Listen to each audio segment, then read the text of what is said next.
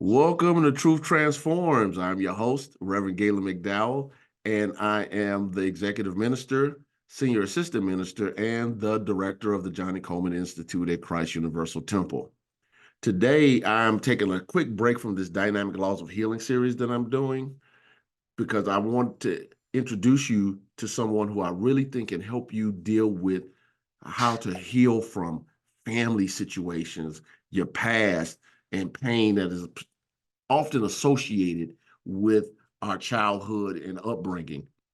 So I'm bringing on an expert, Olivia Benson, who is the author of the book, For the Love of My Father. How are you doing, Olivia? I am well, thank God. Thank you very much for having me. I really, really appreciate the opportunity to be able to speak to your audience and share my life experiences. Okay, well, before we get into working with forgiveness, because we're going to be talking a lot about forgiveness today and your journey of forgiveness. Mm-hmm. Let's could you give people a little bit of your background? Of course. So first of all, I have been a practicing attorney for almost 35 years. I've practiced in Florida. I was former legal counsel for the Universal Foundation for Better Living and also legal counsel for Universal Truth Center here in South Florida.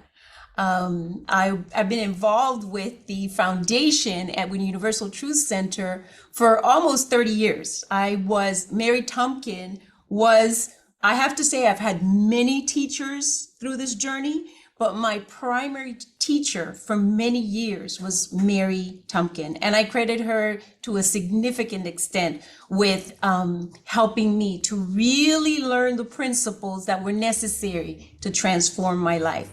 So I have been practicing law, working through my life issues, but practicing law at the same time studying because, I want to say that right up front because people look at each other and they think, oh, this just miraculously happened. No, it takes years and years, and you have to study and you have to practice. So over the course of the years, I realized that I wanted to write and I wanted to speak. And so, as you know, because I did your show, your Unity show many years ago, I wrote my first book, which was Answers from Within. And subsequently, I got ready because this book was really a work of my heart to really talk about what had happened with my dad and how it had really gutted me as a child. That's the best word I can use. And to be able to be ready to have done the healing work, to be able to write it is a whole thing. And so after many, many years, I was there and there was born For the Love of My Father. And by the way, for your audience, the subtitle to the book is A Spiritual Guide for Women Healing from the Absence of a Father in the Age of Spiritual Evolution. And we can talk, if we have a chance, a little bit more about what that means. Oh, no, absolutely. We're going to definitely talk about what that means. So, obviously I met you through the Universal Foundation for Better Living, it being a minister and a teacher for so many years in the foundation, believe it or not, in a few years, I'm coming up on my 30th year. Wow. I started so young that it was just one Yes. of those things to where, yeah. Anyway, so I met you many I years was ago. gonna say, I thought you were a baby. Yeah, I Yeah. don't know how 30 years creeped up. Yeah, it was like literally well, when I actually got licensed in the UFBL to become a teacher, it was 1997. Oh, wow. Yeah, Yeah. yeah. So yeah. So and I think I Okay. met you initially when I Around joined that them time. around that time, Hmm. POTs or something. It Yes, was around that exactly. time when you were legal Hmm. counsel. So Hmm. anyway, we're not here to talk about old legal counsel business. We're talking about the healing business. So Yes. so as we work with this material, Yes. um, and your book For the Love of My Father, the first question I have is when and how did you first realize the impact of your father's absence had on your life? Well, let me say this. Most of us, we grow up and we're really just as children. we're just trying to survive. You know, I in the book say that really both of my parents were crazy in terms of their life experience and the dynamic that they had. I call it a war of the roses, right? But as a child, and I know that a lot of people can relate to this, you're in this dynamic between two parents, and all you're trying to do is to make it, right? Through these two people. So when I was growing up, I didn't think, oh my God, my dad isn't here and this is going to have an impact on me. I was just going and going, going through school, getting my education, because I knew my mother did do a good job of making sure that I knew that my education was the thing. Now, when I start to realize that this thing is off track, is I had been married and I had a child, and then I got divorced from my first husband. I say first because I'm married again now. After 30 years, I got married again. But I get divorced, and I think, and the story's in the book, and I think, oh my God, I need to talk to my dad. Now, my dad has not been in any way, shape, or form involved with me. I've seen him. I had interactions with him, and he came to my wedding. And so, but this moment when I'm getting divorced, I decided I want to talk to my dad. So I don't even know where he is, but I know, that I can reach him. So I get somebody to reach him, and I get on the phone and I say, like, Daddy, which there's no context for that, but that's all I know, right? There's Daddy, that's what you'd say. And I say, I'm getting divorced, whatever. And then I start crying on the phone, like long distance.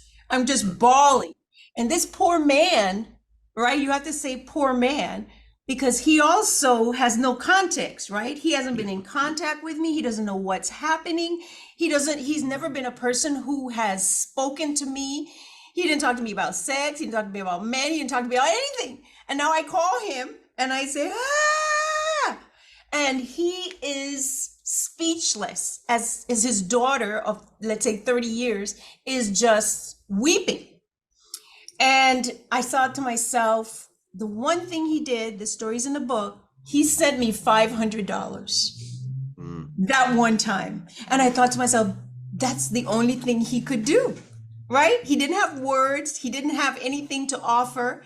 And so he sent me $500, which he had not done ever before in his whole life. But I guess that was the way he was expressing what he could. And so in that process of getting divorced, I realized there were so many holes in my, what I call in the book, programming, right?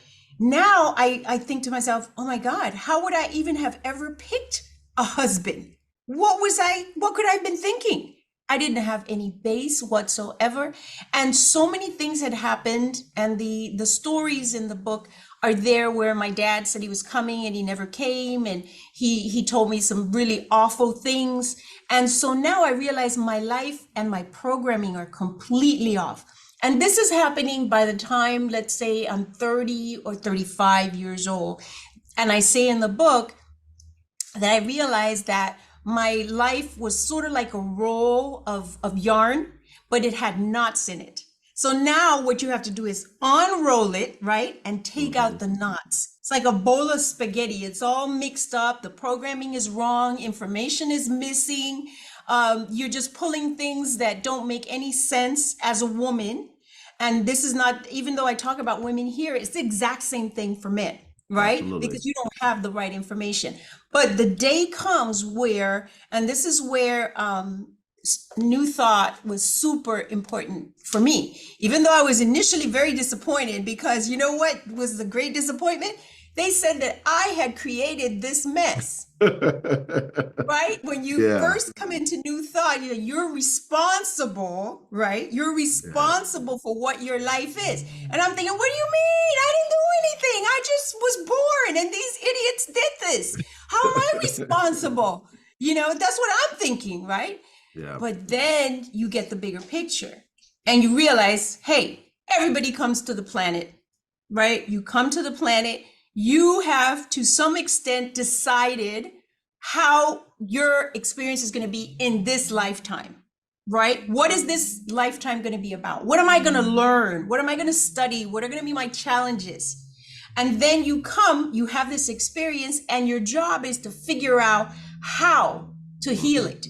And in that healing, you're going to come into yourself and understand yourself as a divine being. That's what we're working on. It is not that, when they say you created this life experience, in a sense you did, but it's created so that you have the opportunity to get to know God as yourself All right. and All work right. from there. As you're sharing the story, it made me think about something that the founder of the Universal Foundation for Better Living, the Reverend Dr. Johnny Comer, used to always say at Christ Universal Temple. I don't know if you heard her say this statement, but she would say, you don't forgive people for them, you forgive for yourself, because no one is worth you being sick, broken, unhappy. Amen. You Amen. know, And I have heard her say it. yeah, and Amen. that's the And I thing. have. It's that one statement. I remember the very first time I heard it, and it was like, oh my God, because Yes. like anybody else, I was carrying baggage, like the Erica Badu song, Yes. bag lady, you gonna miss your Yes. bus, you can't hurry up, Yes. you got too much It, stuff.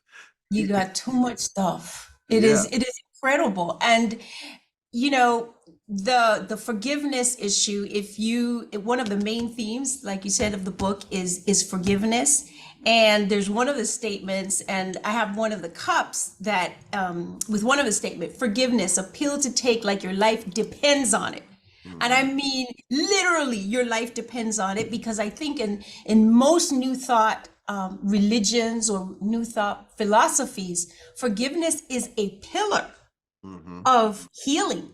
It's a pillar of everything.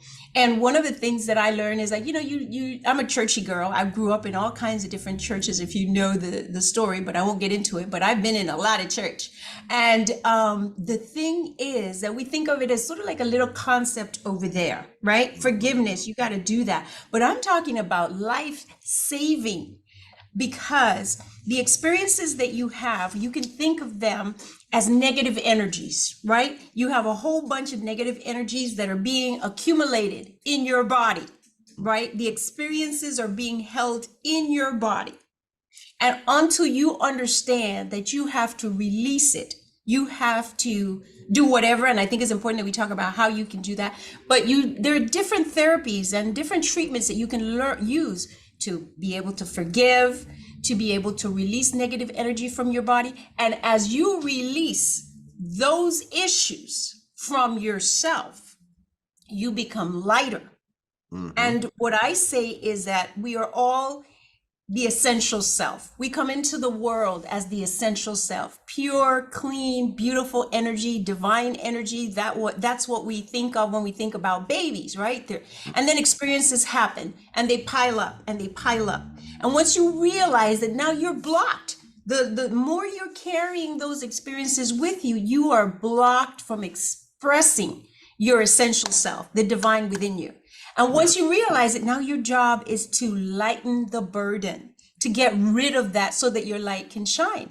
And that's why forgiveness is life-saving. And I don't know if you saw this, but on my website, not my website, on my Instagram, there was a doctor. And he was doing this whole thing about the fact that they have done medical research to prove that unforgiveness can make you sick. Yeah. Unforgiveness can make you sick. It affects your blood pressure, it affects your kidneys, it affects all kinds of bodily functions. So, it was before sort of like this airy-fairy spiritual concept, but now it's being linked with medicine. Yes. And there are ways you can free yourself from the weight of the whole thing. And of course, one of the things is that everybody is always like, oh, but if I forgive them, which is what Johnny Coleman was talking about, they're going to get away with it. No, nobody gets away with anything. You're freeing it so you can be okay. You are releasing it so you can be free to move on. Yes. That's the whole thing. Yes. One of the things when I teach forgiveness, actually, I'm in the process of doing, as you heard me earlier state, the Dynamic Laws of Healing by Catherine Ponder, who, if you've been around UFBL circle, she was a friend of, Yes. and a ministerial colleague. actually, they were in the same cohort as Yes, Dynamic the Laws of dynamic Prayer. laws of prayers. So I was Yes. teaching the Dynamic Laws of Healing, and as I was teaching the release and forgiveness chapters, I quoted Gerald Jampolsky, who used to say, "Forgiveness means giving up all hopes for a better past." So it's the Mm. reconciliation of that, Yes. because Yes. I'm sure there were times where you thought, man, what if this, what if that, if these Hmm. things would have been different, if he, she, or them would have acted differently. But Hmm. forgiveness doesn't deal with in that game, because it's a game that you can never win. No, you It's a what can't. if game, you Right. know. So Yes. it's definitely a releasing of all of that. Now, you know, tell us about the journey that led you to write this book. I mean, you covered some of it, but is there anything that you feel as though, as you shared in the midst of, like, okay, Yeah. this has to be a book, not Yes. just Yes. my own soul lesson. This Right. needs to be a book to help other people. Yeah. Well, the thing is, that I realize so many little girls, because one of the things I say in the beginning of the book is, listen, I wish somebody had told me what I'm writing now. Okay? Because, you know, my mom talked bad about my dad all the time. I mean, like many, many, and I'm not saying it's just women, men do it also, but my mom spoke badly about him because of the things that he did. I'm not saying that it wasn't true. I'm just saying I was a little girl and she didn't have to say that to me because that's my dad. Okay? That was my dad. So I can there's a part where I say, if you're a mother, you're not supposed to try to hurt your child, right? Because that's what you're doing by talking badly about their father. And this is what I would like to say to those mothers who are watching. And I had somebody reach out to me on either Facebook or Instagram and say, thank you, because I really needed to be reminded that when I do that, I'm hurting my daughter. And I need to not do that. But I say to the mothers, all your daughter needs to know is that daddy can't do any better right now. He loves you, but he can't do it right now. Not that he's a dirty dog, not that he's low down and no good, not because everybody, we know in this spiritual belief system that people behave in a certain way based on basically their experiences and their knowledge. And if you know that your daughter or your son is going to be damaged by telling them, because that's how children are, that their fathers are no good, then why would you do it? Of course, many women, and this happens a lot with women, are bitter, angry. They're trying to raise the kid by themselves, and the guy's nowhere to be found, and the whole drama that you well Mhm. know.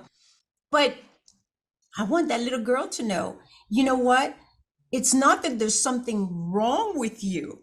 There's nothing wrong with you. It's daddy. Daddy's got some issues. And I have a friend, John, and there's a story in the book. And one day I was talking to John and I said, well, for sure there's got to be something wrong with me, because if your daddy doesn't love you, then nobody can love you. I mean, it came out of my mouth just like that, like, Wow, and, wow. and I didn't even think what I was saying. And then John, who is hilarious, he goes, no, it don't.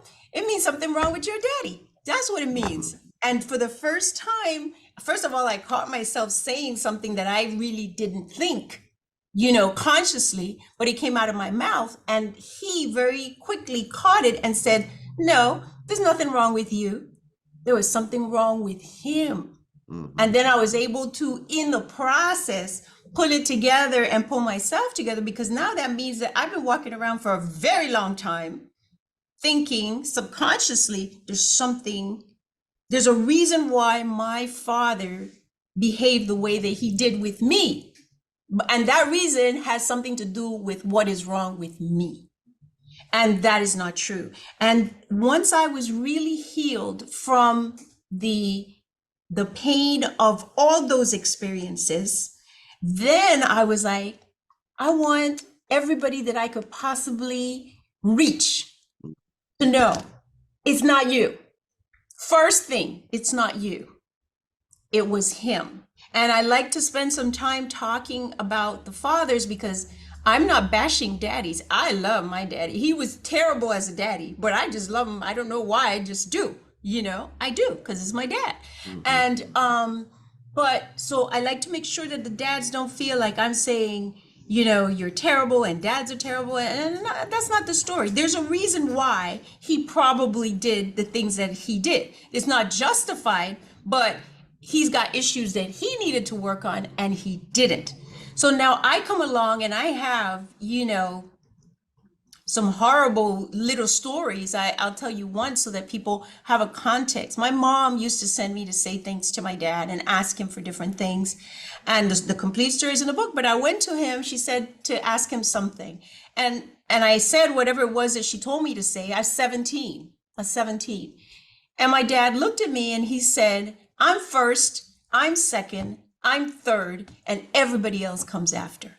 He just looked at me and Mm. said, and I'm like 16, 17 years old. I really didn't even know what context to put that into, Yeah. because I didn't, like, the way I think about it is like, I didn't do anything to you. What do you mean? I just came here and did Yeah. whatever. And what kind of person says that to their 16-year-old, 17-year-old daughter? Not even in context. Let's say I had behaved badly, right? Because Yeah. there's no context in which that makes sense. And that day I felt like literally like I had been shot, because it was such a unusual, crazy thing for a man to say to his daughter. I'm first, Yeah. I'm second, I'm third, and everybody else comes after. So there were a series of very hurtful experiences that I had to really work through. And then once I knew that I was healed, and we could talk more in a little bit about what the process was, but to get myself healed from all those blows and then be able to say, I am well enough that I can share. And I want all those little girls and all those women to know that you can heal and you can have a good life. You don't have to be damaged forever. And that daddy issues are repairable. They can be repaired. You're not damaged goods. You're not walking around like, like, oh, I'm no good and who's going to want me and oh, whatever the story is. That's not true. You can have a good life once you figure out what your issues are and you're willing to do the work.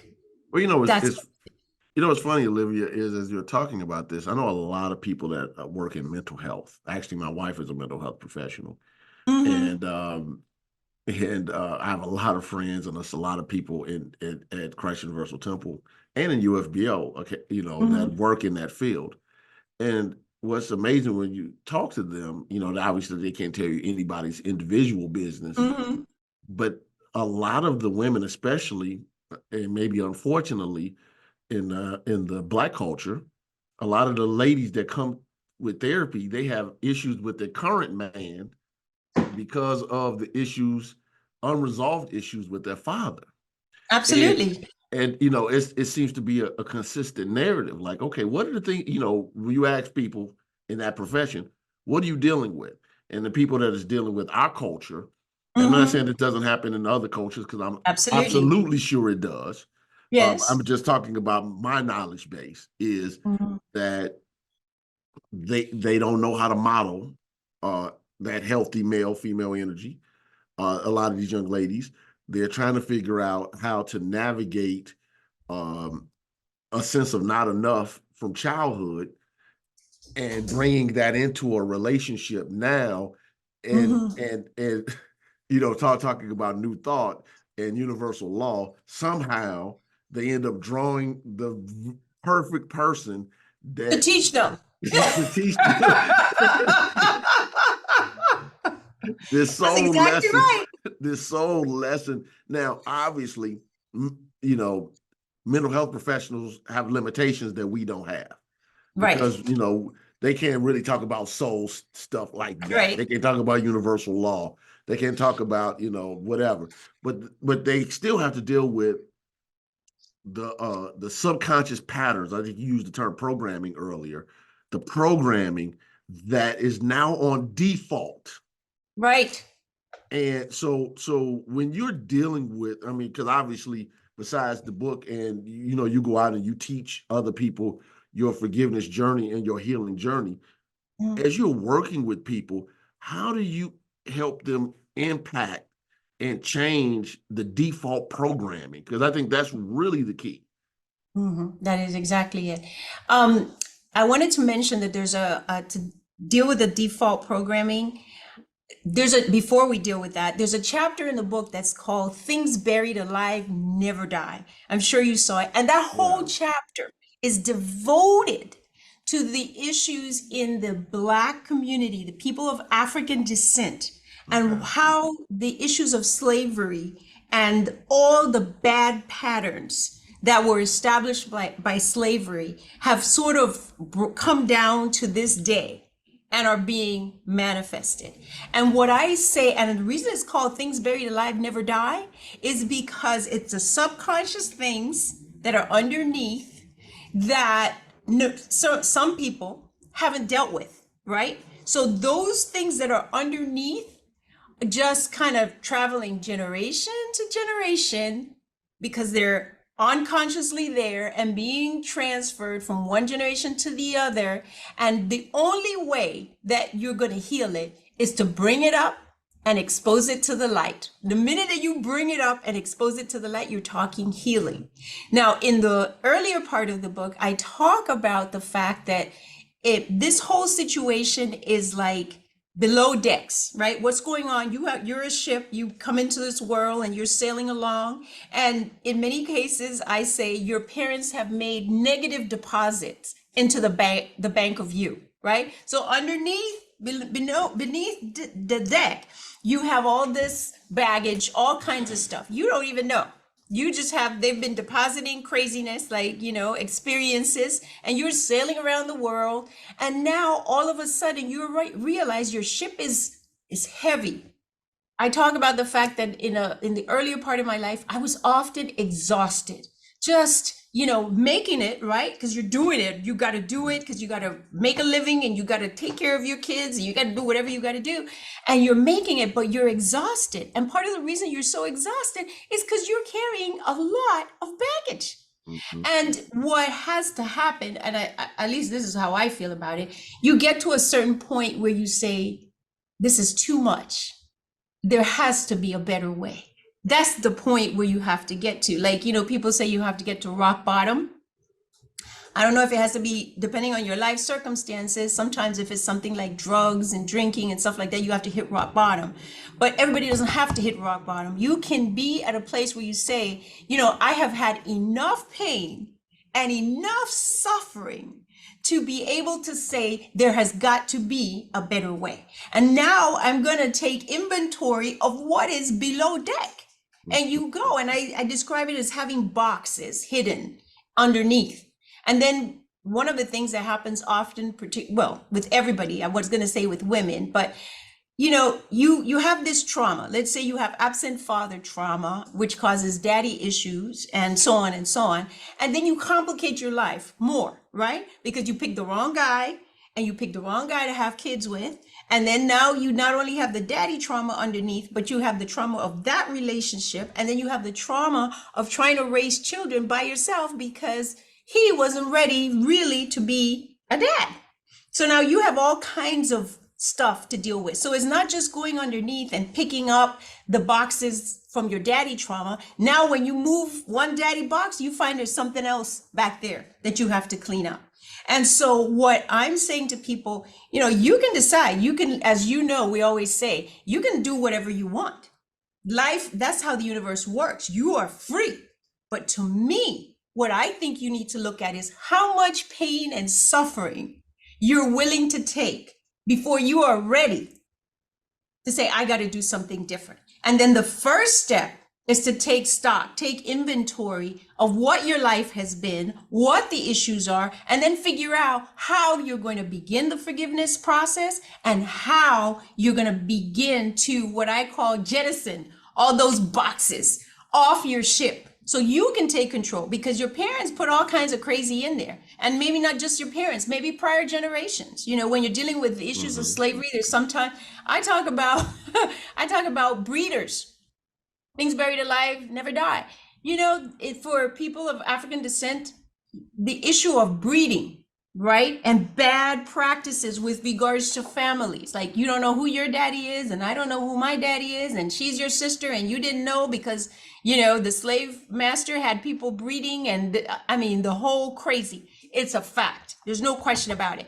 But you can wake up and you can say, you know what? That might have been the program 200 or 300 years ago. But in this generation, we can heal it. We can say, I don't want to breed with a breeder. Because if you're a woman and the guy still's running on the program of being a breeder, right? You can say, I don't want to breed with a breeder. I'm looking for somebody who's ready to be a father. And if you're a guy and you say, my God, I have 3 children with 3 different women and I don't understand where this comes from or why I'm behaving this way, that means maybe that breeding program is running, subconsciously running you. And now you can decide. Now I got 3 child support payments with 3 different women. The kids can't see me. There's no way. You had 3 children in 3 different homes, or 4 or 5. Forget Nick Cannon. He's got 12, but he's got money. So can't get more time though. How much money he can't give them all these. He cannot give them all the time. Yeah. So it's a matter of, for me, I know I said, when I first came into New Thought, I said, you know what? I'm going to do the work in this lifetime. I'm willing to do the work in this lifetime. I mean, there's no guarantee, right? But you say, I'm not going to live like this again.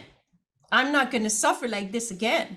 And, people who know me would never have thought, right? The depth, and I say this in the book, people who know me never knew the depth of my suffering and the depth of my pain. From the time I was, I would say, at least 6 years old until maybe the last 10 years of my life, where I sort of came into really understanding what God is and really having a sense of knowing what God is.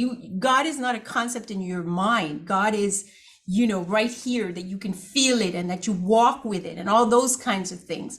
But people would never have suspected, number one, that I had suffered that much. And number 2, that I was living with that underneath. Yes. And the sort of sense of where's the real answer, looking for truth. So if you're out there and you're listening to this podcast, the question is, how much suffering are you willing to live with before you take action to heal? Yes, absolutely. So we do need to take our break. We have to do the quick commercial break. When we come back from the commercial break, one of the things I want to do before we get into how to deal with the default programming is to let people know how they can get in contact with you, how they can follow you on social media, all of the information. Because if, guys and gals, this information is for everybody. The book is written primarily to women, but principles work for everybody. It doesn't make a difference who it is.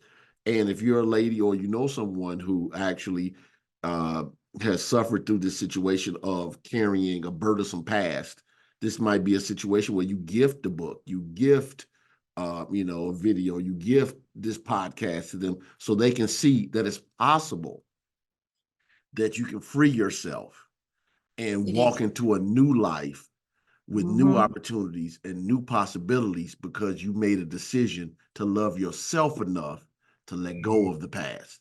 So we're going to take our break, and we'll be right back with Truth Transforms with Reverend Gaylon McDowell.